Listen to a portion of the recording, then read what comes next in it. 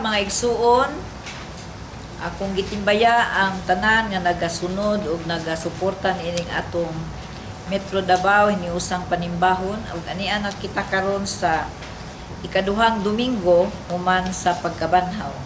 Ug atong gi welcome ang atong magwali niini nga Domingo, Reverend Edith A. Ramoso, ang atong pangulo nga taga City Church usab, o ang atuang accompanist si Miss Erica Panotis, of course ang tanan nga nagapadayon sa pagduyog kanato niining mao nga ministeryo. Ug sa pagpangandam atong paminawon karon ang pasiunang uni.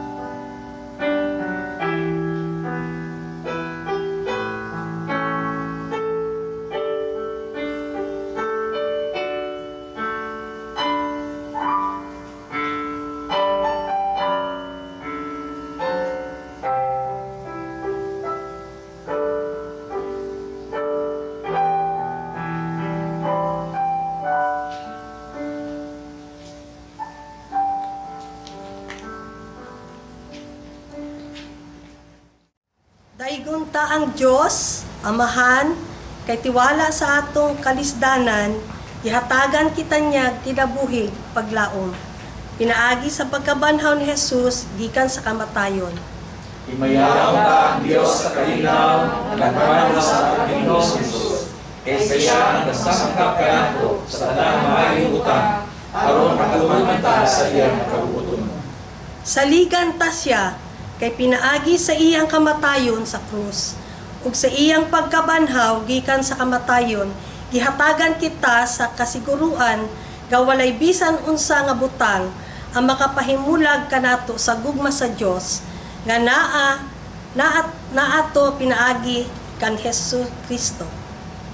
Busa sa pamahon niya ang Diyos, diha Kristo Jesus, kay nagtapos siya ang mudawat sa tanang dumog ug mahimaya. Awito nato ang awit sa pagdayig sa Diyos ang himaya.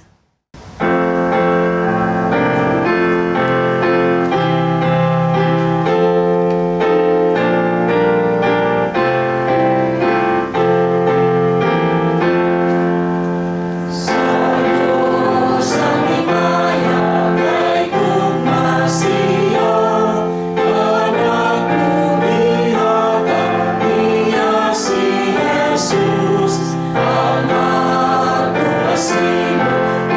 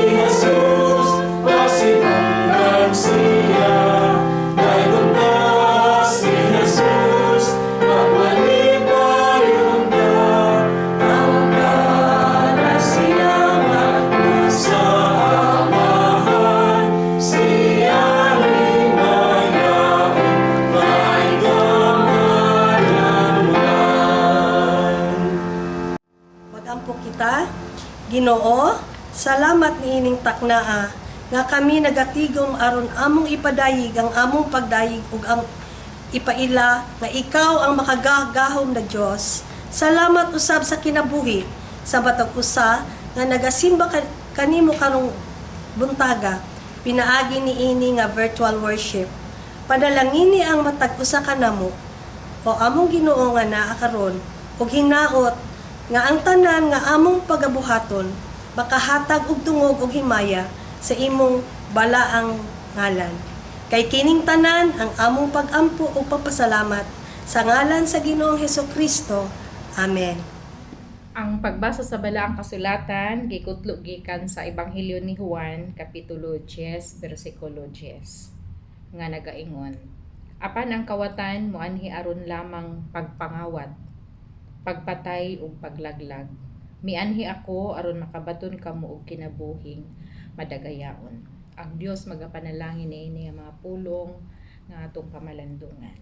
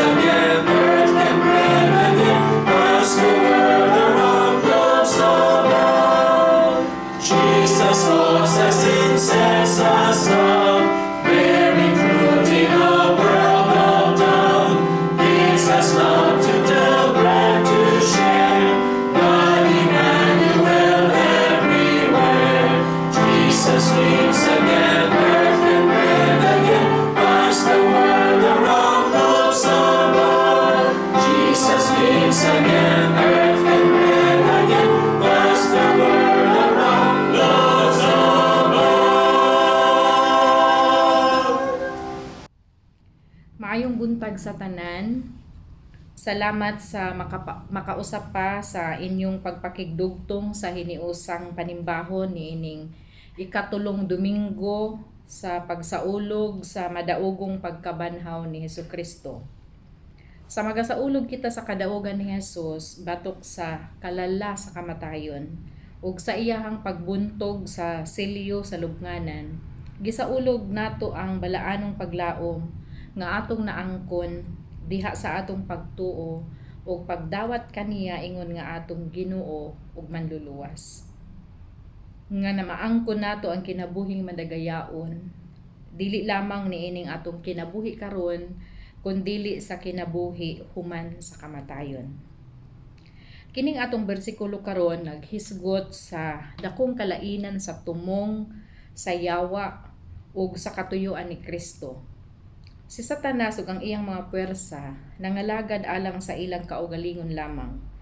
Mao'y tinguha nila nga malaglag ang katawhan ug ipalayo sila sa Dios. Matud pa sa unang Pedro 5:8, pagmaigmat o pagmabinantayon kamo, kay ang inyong kaaway nga mao ang yawa, naglibot-libot kaninyo sama sa leon nga nangulob, nangita og tukbonon. Lahi si Jesus, mianhi siya aron hatagan ang katawhan sa matuod nga kinabuhi, pinaagi sa personal nga relasyon uban kaniya. Pinaagi sa pagdawat ni Kristo ug bag-ong kinabuhi. Ang katawhan makakaplag ug makakabot sa labing taas nga tumong sa pagbuhat sa Dios sa ilang kinabuhi. Sa Juan 10:10, si Jesus miingon, ang kawatan moanhi aron lamang pagpangawat, pagpatay ug paglaglag. mianhi ako aron makabaton kamo og kinabuhing madagayaon. Sukwahi sa kawatan, si Jesus wala mianhi alang sa hinakog nga katuyuan. Mianhi siya alang sa paghatag, dili aron mukuha. Mianhi siya aron ang katawhan makabaton sa kinabuhi diha kaniya. Kinabuhi nga makahuluganon. Puno sa katuyuan ug kalipay, ug mulungtad hangtod sa kahangturan. Madawat nato kining madagayaong kinabuhi sa takna nga gidawat nato siya nga atong Ginoo ug manluluwas. To enjoy and claim abundant life, we have to first and foremost establish a right relationship with the source of all abundance. Ang pulong abundant sa Greek mao kining pulong perison, meaning exceedingly, very highly, beyond measure, no, di masukod nga kadaghan sa panalangin, more, superfluous, a quantity so abundant as to be considerably more than what one would expect or anticipate. So kana yung nang hinubra nga panalangin. Labaw pa sa gikinhanglan. Si Jesus nagsaad kanato sa kinabuhi nga nindot ug makahuluganon. Far better than what we could ever imagine. Usa ka kahimtang nga sumala pa sa unang Korinto 2:9, giingon sa kasulatan nga ang wala makita og madungog ug ang wala gayud palandunga sa tawo mao ang giandam sa Dios ni adtong nahigugma kaniya. So usa kini kamatang sa kadagaya nga dili pa nato makita karon, di nato ma-imagine sa kanindot, no? Alang ni adtong nahigugma kaniya. Si Apostol Pablo nagsulti usab kanato sa episode 3:20 nga daygon ta ang Dios kansang gahom ania kanato ug maoy makahatag og labaw pa kaysa atong pangayoon o huna-hunaon. Sa dili pa ta mag-imagine og nindot kaayo nga balay, latest model sa mahal nga sakyanan, tour around the world, of which di ra pud mahimo karon kay pandemic man, ug daghang kwarta nga di na ta masayod unsaon paggasto. Kinahanglan mo pos o sa tagkadyot ug mamalandong taon sa gitudlo ni Jesus mahitungod sa kinabuhing madagayaon. Ang Biblia nagsaysay nga ang bahandi, dungog, kahimtang sa kinabuhi ug gahom niini nga kalibutan dili maoy priority sa Ginoo alang kanato. In terms sa economic, academic, and social status, daghan nga mga Kristohanon nabilong sa kanang dili kaayo gyud privilege nga class, no, sa kinabuhi. Klaro kaayo nga ang madagayaong kinabuhi nga gipasabot dinhi dili kadagaya sa material nga mga butang. Kay kung mao pa na, si Jesus na tingali ang pinakaandunahan nga tawo sa tibuok kalibutan. Apan sukwahi ni ana mao ang nahitabo kay matud pa sa Mateo 8:20, maayo pa ang milo kay naapay taguanan ug ang langgam kay naapay salag. Apan si Jesus ang anak sa tawo wala gani dapit nga kapahulayan. Ang madagayaong kinabuhi mao ang kinabuhi nga walay katapusan.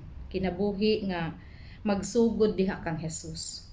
Diha sa pag-ila, pagtuo ug pagdawat kaniya ingon nga atong manluluwas ug mopadayon kini throughout all eternity. Ang biblikanhong kahulugan sa kinabuhi mao ang kinabuhi nga walay katapusan nga gi-provide ni Jesus mismo. Ug kini mao ang kinabuhing dayon nga ang mga tawo moila kaniya nga mao ang bugtong matuod nga Dios ug kang Hesukristo nga maoy iyang gipadala. Kini nga kahulugan wa gyud naghisgot og taas nga kinabuhi, sumala sa atong kanunay ma-picture out kung yung tagkadagaya. Taas nga kinabuhi, may panglawas, pag-uswag, pamilya, or trabaho. As a matter of fact, the only thing it does mention is knowledge of God, which is the key to a truly abundant life. So ang kahibalo mahitungod sa atong Dios, mahitungod sa atong Ginoo, mao gayud ang magaabli sa ganghaan ngadto sa kinabuhi nga walay katapusan. Unsa man ning abundant life? Kaning giingon nato sa atong pagpamalandong karon, claim your abundance. Kanang pag-ingon ni Jesus, I came to give it abundant life to all. So una, kini nga kadagaya is spiritual abundance. Espirituhanon nga kadagaya. Kay ngano man, no, dili kini material nga kadagaya, kundi espirituhanon nga kadagaya. Tungod kay ang Ginoo dili siya ingon ni ana kanang dili good siya naga major o concern sa ato ang physical nga circumstansya o kahimtang sa atong kinabuhi. Kay gani gipasali gani taniya nga dili ta kinahanglan mabalaka sa unsay atong kaunon, unsay atong suoton. Ang material nga mga panalangin dili mo isentro sa atong kinabuhi, do kaning mga material nga mga butang nanginahanglan pud ta niini, mga basic nga mga pagkinahanglan nato sa matag adlaw, di gyud ta kulangon sa Ginoo ni ana. Mao nga ang iyahang ibuti pasabot sa kadagaya sa kinabuhi nga buot niya nga atong maangkon, mao gayud ang pag-ila sa Dios nga atong Ginoo manluluwas, pagkinabuhi nga subay sa iyahang kabubuton o katuyuan alang sa atong kinabuhi, ug madiskubrihan nato ang kadagaya nga iyahang buot nga atong masinati. Sama kang Solomon, kabaton siya sa tanang mga material nga mga butang, no, kay dato man pud to si Solomon, gipanalanginan man pud siya sa material nga mga butang. Apan miingon gani siya sa Ecclesiastes nga ang tanan nga kanang material nga mga butang nga iyahang naangkon meaningless, no? Walay kapuslanan, walay kahulugan alang kaniya. At the end of the day, where you can find meaning is in your life in the Lord. Busa si Pablo, on the other hand, was content in whatever physical circumstances that he found himself. Ingon siya nga kanang, I know how it is to live in abundance and I know how it is to live in scarcity. Kaduha nga ang kinabuhi nga walay katapusan, ang kinabuhi sa usa ka Kristohanon, mao gayud ang pagbaton og insakto og tama nga relationship with our Lord, no? Mao gyud ang pagbaton og relasyon sa atong buhing Dios.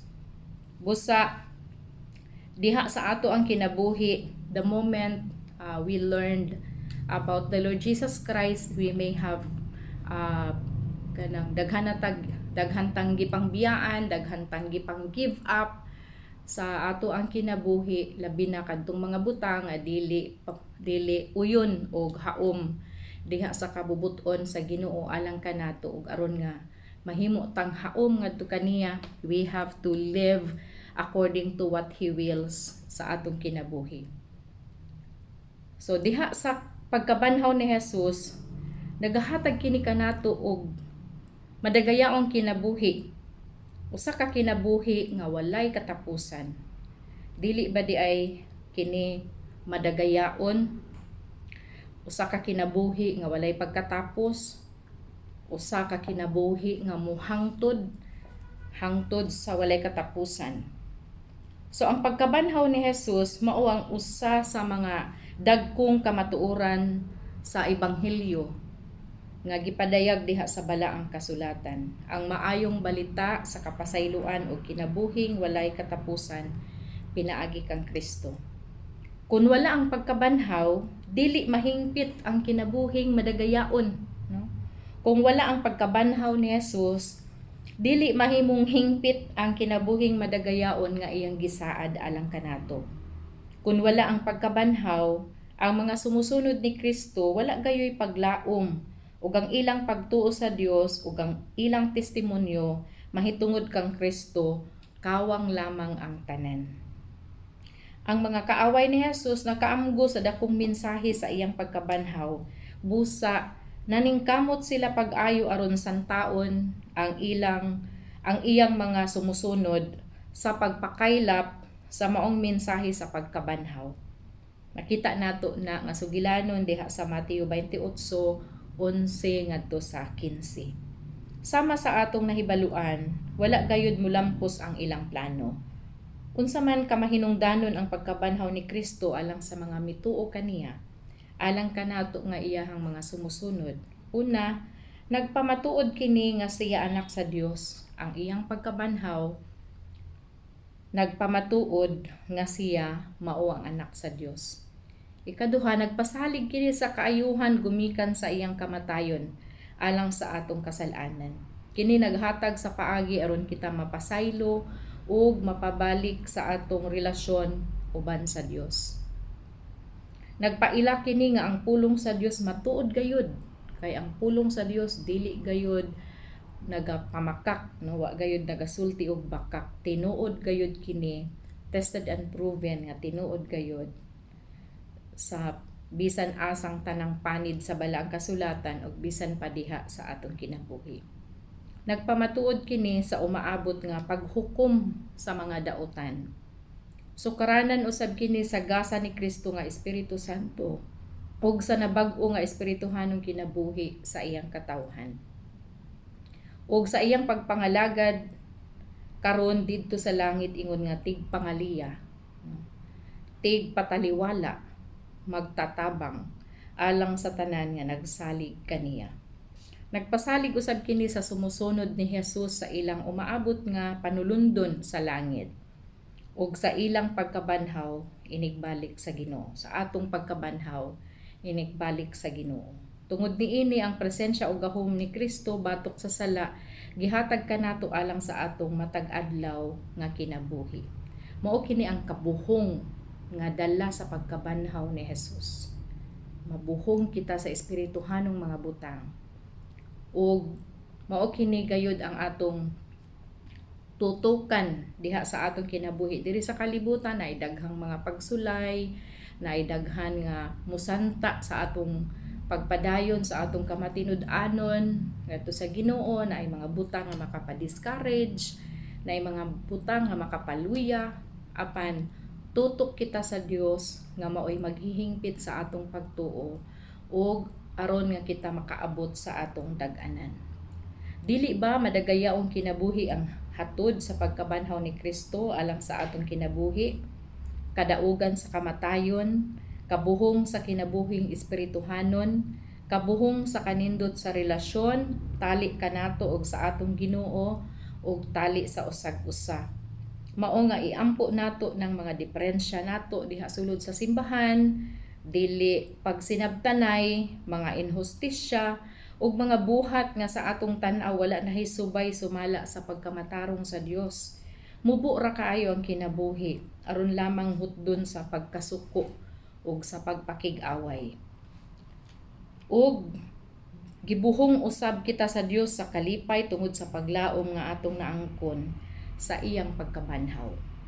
Busa sa pagkabanhaw ni Jesus, nahimo usab kitang madaugon diha sa ato ang kinabuhi. Hinaot makabaton kita og inspirasyon diha sa atong pagpamalandong karon nga ang atong tinguhaon dili mga material nga mga butang lamang, kundi labaw gayud ang espirituhanong mga butang nga sination nato ang kabuhong sa Dios. Atong i-claim ang abundance sa Ginoo sa atong kinabuhi pinaagi sa espirituhanong mga butang. Ug hinaot kita motubo, mo lambo ug mahimong hingkod diha sa atong espirituhanong kinabuhi hangtod makaabot kita sa insaktong sukod sa pagkahamtong ni Kristo. Ang Dios magapanalangin kanatong tanan. Amen. Tamo na to atong mga kaugalingon sa pagdala sa atong mga pagtagad ngadto sa trono sa atong Dios. Magampo ta. O Dios nga labing balaan sa nga tanan, maluluyon ug mahigugmaon. Ani ang imong mga katawhan nagakahiusa diha sa pagsimba kanimo pinaagi sa espiritu ug sa kamatuoran. Nining atak na o Dios, miila kami nga tungod sa imong pagkabanhaw pinaagi sa kinabuhi sa imong bugtong anak na si Jesucristo. Kami usab nabuhi tungod kay ana ay paglaom ang iyahang pagkabanhaw. Busa nining atak na amo ikaw gipasidunggan tungod sa mga butang ug sa mga kaayuhan nga imong gibuhat sa among mga kinabuhi. Salamat sa imong pagkamatinud-anon, sa imong pagkamaayo kanamo nga nagapadayon kami pinaagi niining maong ministeryo. Aron o Dios ang imong mga katawhan dili lamang niining lugar sa Davao, sa Pilipinas, kundili bisan pa sa tibuok kalibutan. Ang imong mga katawhan makadungog sa imong mga pulong na dad-on sa imong mensahero bisan pa niini nga adlaw. Ginoo, salamat nga ikaw nagahatag kanamo sa higayon ug salamat kanunay sa imong proteksyon. Salamat Lord for keeping us safe daily ug imo kaming giaton ni mga taknaa aron kami Ginoo makapadayon sa pagserbisyo sa imong mga katawhan. Salamat sa mga kinabuhi o Dios nga nagtugyan aron nga kining maong panimbahon karon o maong ministeryo makapadayon ug hinaot o Dios ikaw kanunay magahatag sa imong langitnon nga kaalam aron kami makapadayon nga adunay kalig-on, adunay paglaom aron o Dios ang among mga kinabuhi mahimo usab nga suga ug asin ngadto sa tanan nga nagapalibot kanamo. Busa nining atak na nagaduol kami kanimo uban ang pagtuo nga diha kanimo o Dios anaa kami kasiguruhan tungod ang among Ginoong Hesukristo na banhaw gikan sa lubnganan. Wala siya nagpabilin o Dios diha sa lubnganan ug dili gibuntog niya ang kamatayon aron ang imong mga katawhan usab nga mituo kaniya adunay pagkabanhaw. Masinati ang pagkabanhaw diha sa ilang mga kinabuhi. Salamat usab o Dios nga ikaw kanunay nagahatag kanamo sa among mga panginahanglanon adlaw-adlaw. Ug nahinumdum kami o Dios sa among mga kaubanan karon nga adunay mga giatubang nga mga hagit sa kinabuhi. Hinaot ikaw magaduaw kanila. Iampo namo o Dios ang iglesia magpadayon unta sa imong ministeryo. Mga lideres, mga pastor o mga miyembro niini. Bisan pa o Dios ang among syudad sa Davao hinaot ikaw magapadayon sa pag-uban sa tanan ng mga lideres na nangulo niining mao nga syudad. Ang among nasod sa Pilipinas panalangin usab ang among presidente ang tanan nga nagatabang kaniya aron o Dios mapatunhay o mapahapsay ang tanan nga mga kalihukan alang sa imong mga katawhan. Bisan pa o Dios ang tibok nga kalibutan karon. Side ikaw niining tanan nga among giatubang na Ginoo natabangan mo kami sa pag-atubang niini nga may kalig-on ug may pagtuo diya sa imong gahom, sa imong grasya ug kaluoy. Sa iloa kami Ginoo sa among mga pagkulang kanimo ug hinaot nga himuon mo kaming takos nga modawat na usab sa imong mga panalangin sa imong grasya ug kaluoy bisan pa sa makatubang na usab kami sa lain nga semana sa among mga buluhaton ug sa among pagkinabuhi. Padayon o Dios sa paggiya kanamo ug hinaot nga ang imong mga pulong karon mo ay mahimo namong giya diya sa among padayon nga pag lakaw o pagbuhat lihok inaagi sa imong mga ministeryo nga gisangon o imong gitugyan sa imong iglesia. Ginoo wala gayud kami arang mahimo kung dili ikaw ang kauman. Busa o Dios gitugyan namo ang tanan diya kanimo uban ang pagtuo nga kining tanan o Dios mulurang tungod kay ikaw adunay gahom sa pagbuntog niining tanan. Naot Ginoo na magapadayon ikaw sa pagpakiguman kanan. Tugyan na mo kining tanan sa ngalan ni Kristo na nabanhaw. Amen.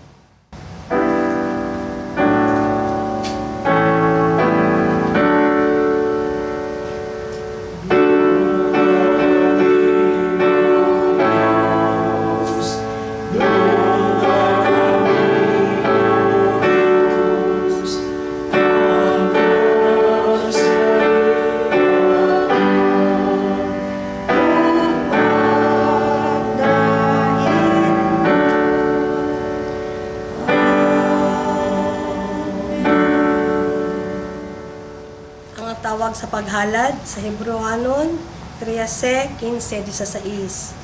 Busa himuunta kanunay ang halad ngadto sa Dios, pinaagi kang Jesus. Mao kini ang halad sa pagdayi gikan sa mga ngabil na nagsugid sa iya ngalan. Ayaw kalimot pagbuhat sa maayo o tinabangay kamo kay mao kini ang mga halad nga makapamhimuot sa Dios.